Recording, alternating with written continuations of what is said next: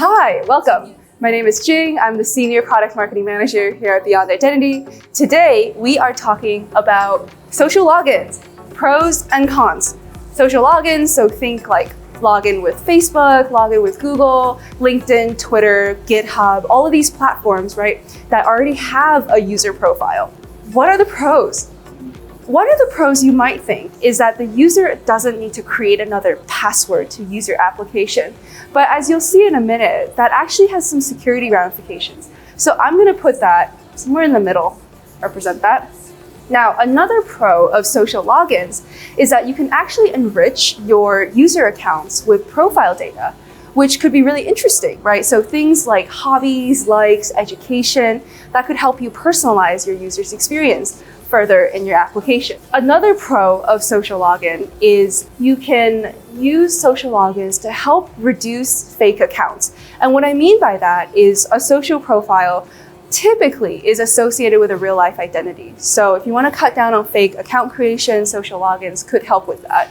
Now, when it comes to the negative side of social logins, one of the biggest things that is happening in the market is that more and more consumers are wary of the privacy concerns with social logins. And that's why you typically don't see high security applications using social logins. And some consumers will not connect their social accounts on principle.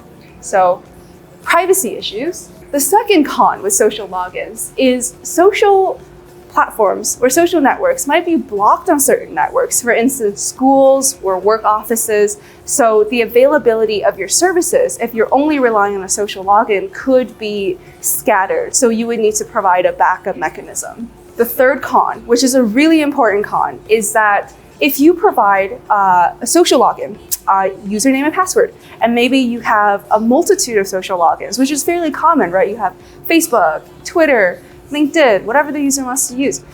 The user sometimes forgets which social login they use to create an account. So they'll go back to your app and then they'll create a whole new account. And then your backend, you might see 3 separate users and with no way to link the accounts together, which lowers the personalization experience, creates frustration for the user, and they lose track of their historic activities within your app. So we'll say account linking is hard. And last but not least, the security vulnerabilities. Social networks have been breached before, and this is why the password is kind of in a gray area, because yes, they don't need to create a unique password, but if a bad actor gains access to a user's social account password, then they gain access to all the applications connected with that account, which is a major security risk.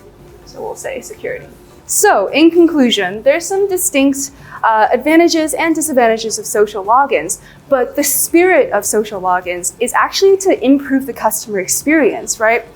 Now, when you think about improving the customer experience, eliminating the password, increasing conversions and onboarding, without all of these privacy concerns can actually be achieved with passwordless authentication that exists in the market today.